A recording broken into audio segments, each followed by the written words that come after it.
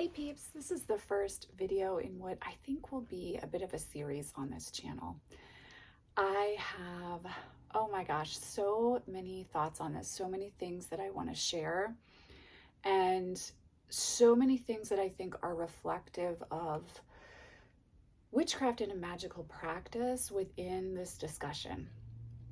So I want to start by expressing gratitude and giving credit where credit is due. So a lot of this was very inspired by Tarot Shrink's interview with Sabrina Scott, which I watched the other week, as well as the work of Anna Biller. She has recently written a novel called Bluebeard's Castle, and she is the director, writer, creator of The Love Witch, which is a movie that was very, very inspiring for me over last spring and summer. I also want to thank Natalia, who is Tarot Shrink, on YouTube, as many of you know her, as well as a new friend of mine named Victoria, and a dear friend of mine named Kat as well, for conversations like these that have inspired this video.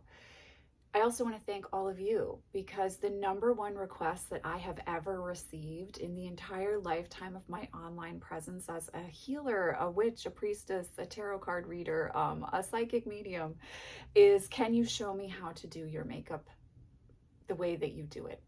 I have had so inundated, like it happens weekly, that I get private messages and messages on YouTube videos around makeup. And today's subject is inspired by a lot of these conversations, my own experiences, and also books that I grew up reading as well. So I'm going to be talking about all this. This is going to be a longer video, and I know it's going to work into other videos as well. So there will be other videos in this series. And I'm open to dialogue and conversation around this.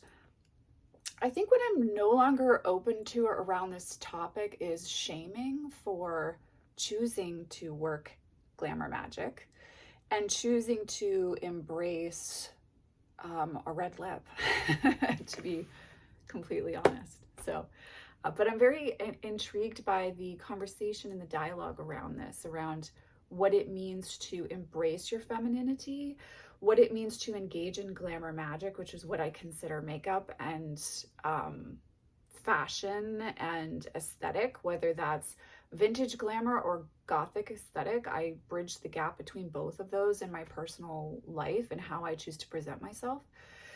And I think that goddesses like Venus, like Isis, like Ma Kali, all of these various types of feminine deity explore and express glamour magic in their own way as well. And the power of color is something that is not to be negated here at all. So I'm very excited to talk about this, and I have a lot of thoughts on it. And I think I want to start a little bit talking about like how this came to be a thing for me. Because I know that there's such a sense of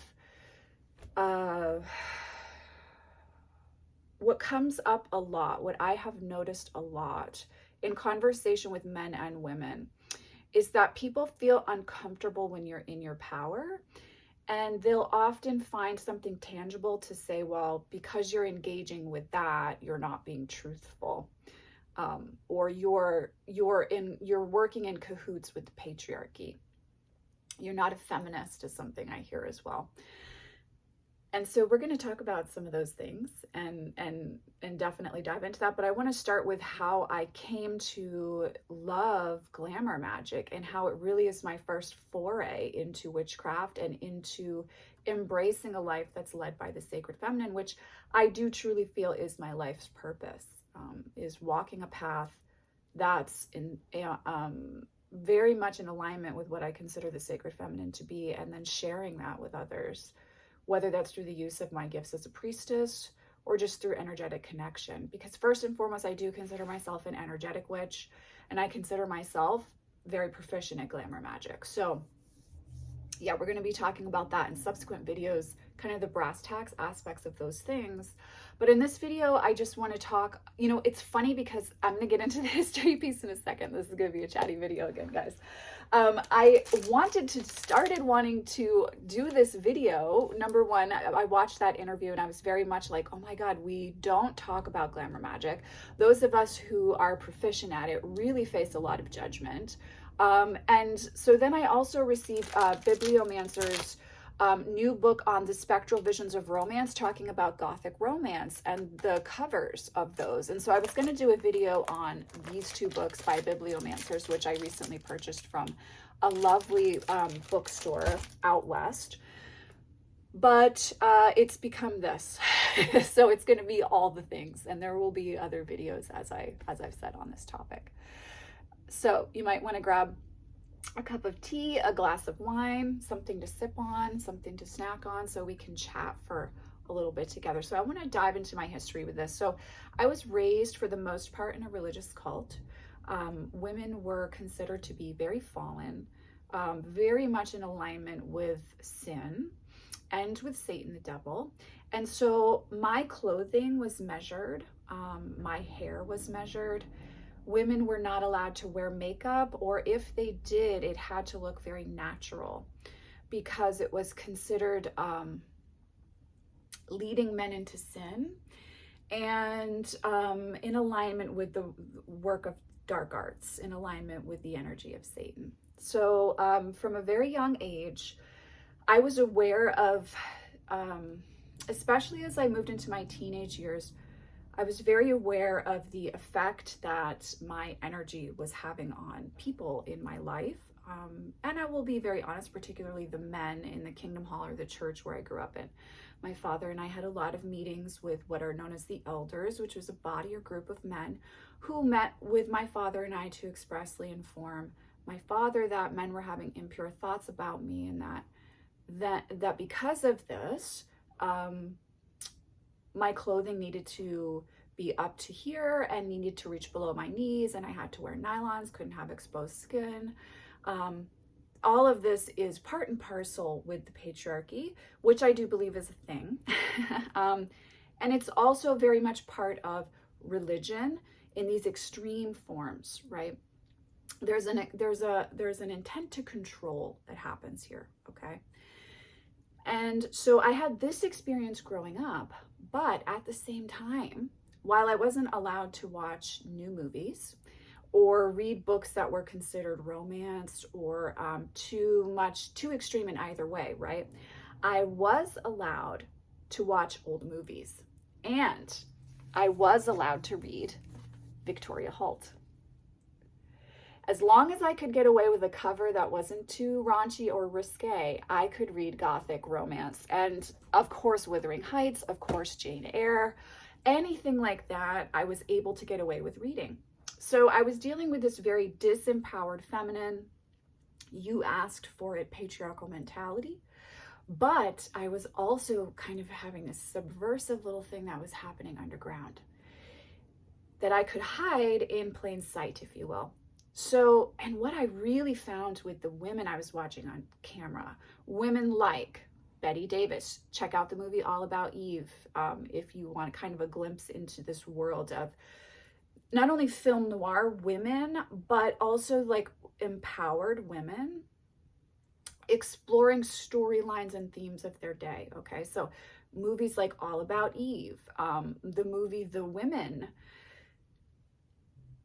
Elizabeth Taylor in anything, but especially Elizabeth Taylor as Cleopatra. Oh my God. And Anne Baxter as Nefertiti in the Ten Commandments, because I was allowed to watch that movie. Oh my God, Anne Baxter as Nefertiti, her makeup, her style, and then Elizabeth Taylor as Cleopatra, Liz Taylor as Gloria in Butterfield 8, which I was only allowed to watch because she dies at the end, which of course is just desserts for a woman who's a sex worker and comfortable with her sexuality. Who else was I really? Oh, Scarlett O'Hara in Gone with the Wind. Her style, her presence. All of these things were really, really calling to me style-wise and pulling me in from a perspective of, wow, these are women that are very sexy. They're very empowered in their sexiness. And so this became something that I was very, very drawn to. And then these kind of Gothic romances were also exploring a lot of emotion and passion and, you know, aspects of shadow masculine that really allowed things to kind of be called out in a way that I could look at and examine. So as soon as I became old enough at 19 to leave what I was growing up in, I started to experiment with makeup. And the first thing that I went for was red lipstick and a cat eye. I could not help myself, and I will never forget how empowered and how powerful I felt with that cat eye and that lipstick. And so I knew that it was going to be a trademark for me and that I would never step away from that. And I want to read something from the book, the novel A Certain Hunger by Chelsea G. Summers. So I'm going to read it, bear with me because there's a quote here that I want to get to, but I want to set the backdrop for you. Page 58 here, she says, I remember when I was a very little girl, my mother sat me down at her vanity. She showed me her cosmetics, concealer, foundation, blush, liquid eyeliner, eyebrow color, eyeshadow, mascara, powder, lip liner, and lipstick, Magick golden tubes, Magic glass vials, each smelling of blossoms, fragranced with adult possibility. One by one, she showed the little metal or glass containers to me, held them under my nose, dabbed a little of each on my cheek, my eyelid, my lips. This, she said, is what a woman wears instead of armor.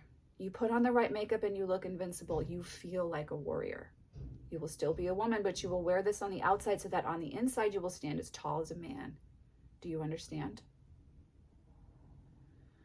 I told her I did.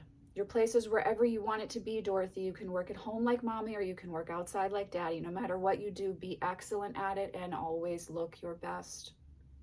She paused. That way the bastards won't ever get you down. She looked at herself in the mirror and our eyes met in her reflection. No bastards, I said. That's right, my darling. Her lips red, eternally red, infinitely red, an everlasting crimson circle. No bastards. From my mother, I learned that beauty was honor. From my teenage friends, I learned that femininity was junk. They were both right. So there's such a fascinating dialogue around this. Around makeup, around whether we're participating in the male gaze, whether we're not being feminists, whether it shouldn't matter what we look like, whether it does matter. There's all this dialogue around this. And I think the beauty and power of this conversation is that we get to have this conversation. We're able to have this conversation, number one. Also, at the end of the day, I think part of the sacred feminine and part of what Venus teaches us is that beauty is essential. To me, beauty is as essential as air to the human experience. And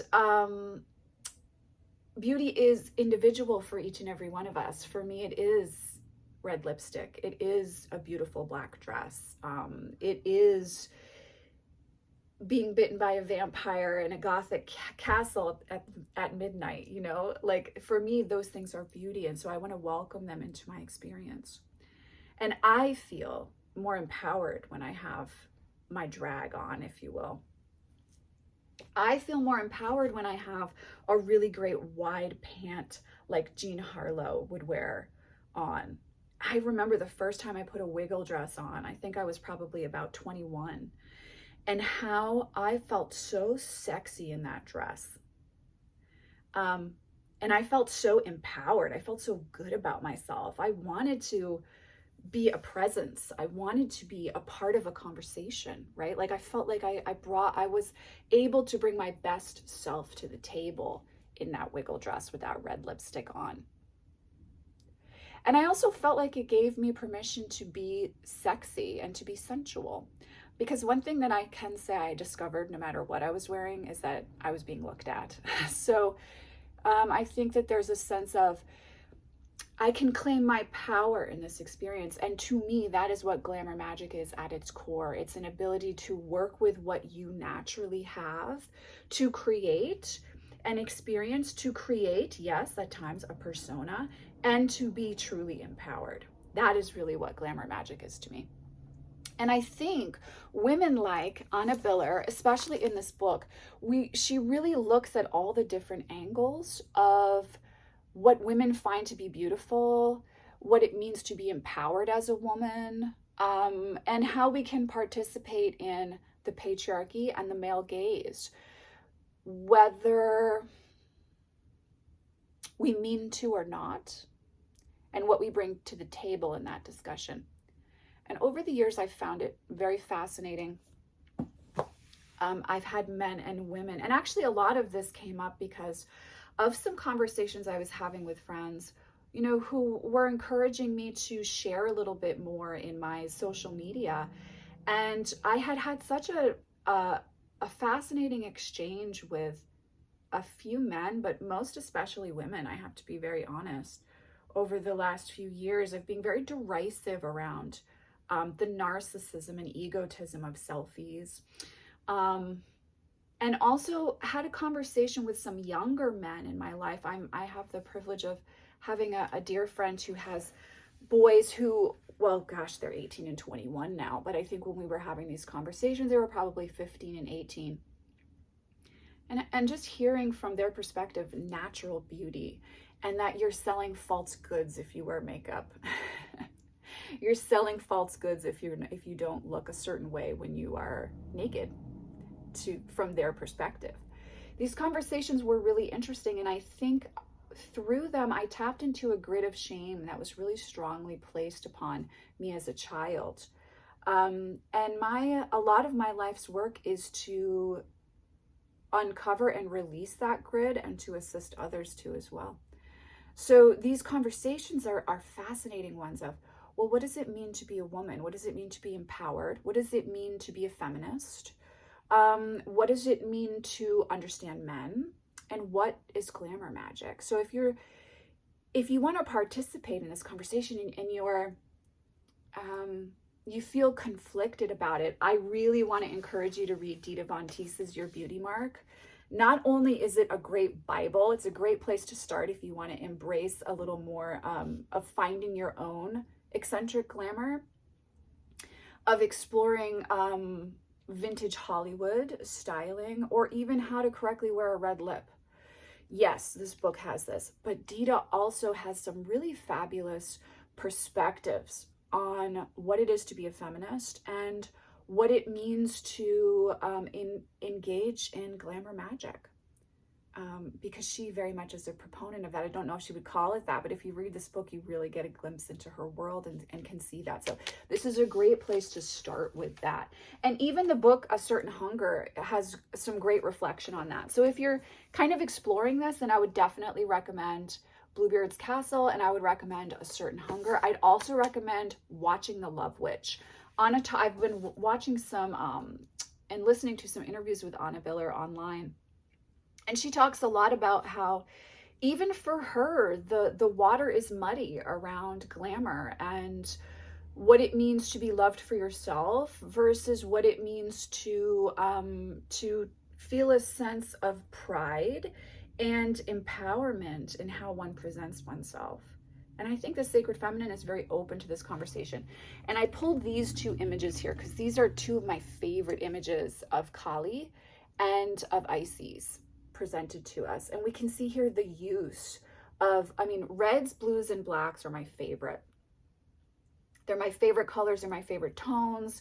They're what I want to be draped in. They're what I use to showcase my brand, which, as someone recently reminded me, my face is my brand, which is very, very true.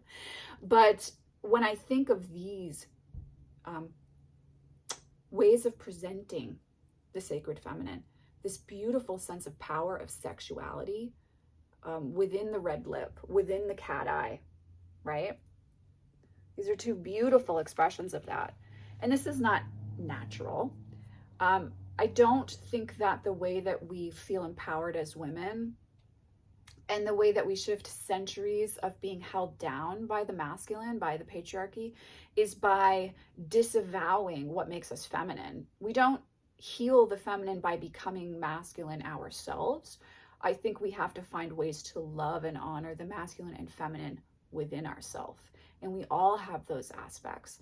And the beauty of our unique self is through the honoring of the marriage of those polarities and anything in between on that spectrum within ourselves, however we choose to express that in our physical life. But I think, especially having had how I presented myself controlled at such a level as a child, the freedom to express myself through my clothing and my makeup was one of the greatest gifts, and so freaking beautiful to explore. And to me, it is the ultimate armor. And it's the ultimate aspect of glamour magic as a witch, because when I wear that red lip, the color red that I choose sets the tone for my day. The color eye makeup that I choose to wear sets the tone for my day. It sets the tone in how I feel about myself, how I'm expressing myself in the world. It also sets the tone for how others experience me. And to have control over that is something that's very freeing, in my opinion. It's very empowering, in my opinion. It's very exciting, in my opinion. To think of going back to life without wearing red lipstick would not be a life I think I really want to engage in. I love wearing red lipstick. I love a smoky eye. I love both. I love both at the same time. I don't think you have to do either or. I love to splash color on some days. Some days I want to keep it very monochromatic. And some days I don't wear makeup. It's all okay. I think the difference when you are disempowered and enslaved to a grid is when you are forcing yourself to do something. When you choose something and welcome it, and when it feeds and inspires and empowers, that's when it's something beautiful that is healthy. Once we make something concrete and a one truth and the only way and we have to or else, we lose something really powerful. And we lose our self-expression, which for those of us on spiritual pathways and journeys, if we are considering ourselves as an emanation of the divine, incarnating into physical form, our unique experience, expression, lens, and viewpoint is important. It matters. It has validity. We chose incarnation in a human form then, not to experience dissolving into the one, but to experience a unique expression of contrast of that divine. Understanding that we are an emanation, but also understanding that we're here to have a unique personal experience, right? So, yes, so this was going to be kind of a little show and tell of these two books by Bibliomancer. I will do that in a separate video, I promise. But for this video, I kind of wanted to open up this discussion. It's something that's really been percolating in the back of my mind, very inspired by conversations that I've had with other women, and something that I would like to do a series on. It does also go back to the experience of betrayal within women and sisterhood as well. Because I think the women that I have dealt with who, excuse me, I need to say that differently. I think the experience of ostracism, derision, and vitriol that I've experienced around how I present myself has primarily happened with women. Yes, there have been men, as I discussed earlier, but primarily with women. And I want to go back to really briefly here before I wrap up this video. I'm going to go back to the screen sirens of the 30s, 40s, and 50s. Presenting oneself in that way, it shifts your demeanor. It does bring with it grace, lustiness, and awareness of your sexuality and sensuality. But it also allows you to carry yourself in a different way, where you sit straighter. You think about what you say in a different way. And sometimes that can feel threatening for people who are perhaps not allowing themselves to exist outside of the boxes that society has said should be fulfilling for them. And I've learned over the years as I get older, and I'm so excited to be getting older, but I've learned over the years as I get older that it is often women who are in that space of disempowerment themselves who will then need to heap criticism upon others who may be expressing themselves and living in a different way. So it's a very interesting conversation, and there are a lot of layers. So recommendations book-wise. The novels Bluebeard's Castle by Anna Biller, the novel A Certain Hunger by Chelsea G. Summers, the book Your Beauty Mark by Dita von Teese. Check it out, even if you don't want to wear a red lip, but you want to uncover more about this discussion, especially around what it means to be a feminist, to be an empowered woman in this day and age. This is a great book for that. There's also some great tips and tricks if you do want to explore vintage glamour styling and makeup. The decks, the Kali Oracle and the Isis Oracle Pocket Edition here. Victoria Holt's The Shadow of the Lynx is a book that I cannot wait to reread, that I loved as a teenager. Talk about Gothic romance. As well as Jane Eyre and Wuthering Heights. Either of those are going to give you that sweet spot. And the Spectral Vision of Romance, as well as Spellbound, both by Bibliomancers, who you can find on Instagram. I will post the link to Tarot Shrink's interview with Sabrina Scott. I will post the link to Bibliomancer's Instagram. And if I remember, I will put the titles for these books in the description box down below. If you're looking to embrace empowered sacred feminine within yourself, the full-size edition of the Kali Oracle and the full-size edition of the Isis Oracle are great places to start. I'm sending you guys, as always, much love and many blessings, and I will see you in the next video.